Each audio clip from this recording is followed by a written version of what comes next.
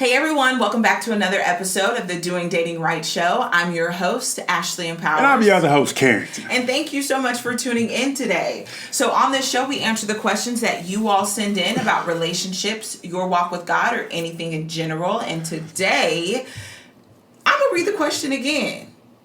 Well, no, let me say that. And today, I'm going to read the question.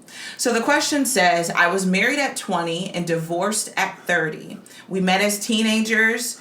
During the marriage, my ex-husband cheated several times. When I finally decided I needed to step away, it was exposed to me that he'd been cheating pretty much our entire marriage. During our separation, I did hope we could restore our marriage until I found out he had gotten one of his mistresses pregnant. Because I knew I couldn't mentally handle accepting an outside child into my home and family without resentment, I moved forward with divorce. During our separation, he was a great co-parent to our child together. Once the new baby arrived and he moved in with the mother, he has stopped being a father to our child. He hasn't seen her in 3 years and puts in little effort to be involved in her life. My daughter has to call him and he never tries to be a father to her anymore. It hurts that my child is neglected while he takes care of another child. My daughter doesn't know my daughter doesn't know that either. Does she know about his other child? I keep trying to forgive him, but the constant neglect I always brings up resentment towards him. I begged him to be involved, but he has a new life now and treats my daughter like an outcast. Sometimes I'd wish I would have stayed in the marriage for my child's sake, as she is now growing up without a father, which I didn't want. I know the Bible says to forgive over and over, but as a mother, it's hard to allow someone to continually hurt your child and not feel the anger towards that person. Any advice to let go of the resentment?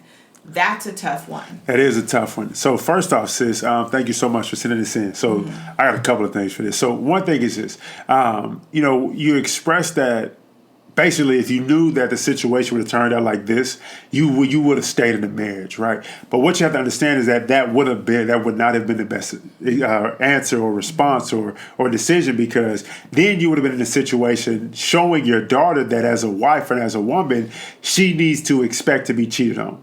She needs to be expected to be disrespected and unvalued in a relationship, because that is the example that you would have been providing her if you would have stayed in that relationship. Next thing is this: he weak. I don't like him, right? Any man that chooses not to take care of or invest in his child or have a presence in their life, I ain't a fan of you, right? I'm just throwing out some feelings real quick. That's just what that was. Now, back to you, right? So with the situation that you're in, what I would advise, along with understanding that, hey, you made the best decision for you and your daughter, is put him on child support and go on about your business, right? He ain't talking to y'all. He ain't helping y'all. He ain't serving y'all. Put him on child support, and you be intentional about loving that daughter unconditionally. Just pouring out identity in your daughter so she doesn't grow up questioning her worth and her value because of the decisions that he made. And you just be the best mama that you can be, not the best mama and daddy. You be the best mama that you can be, and pray to God to bless you with an environment of men that would love to father her. Not be her father, but to father her, love her, support her, and show her what male masculine love looks like so she don't grow up looking for it in other boys. Wow.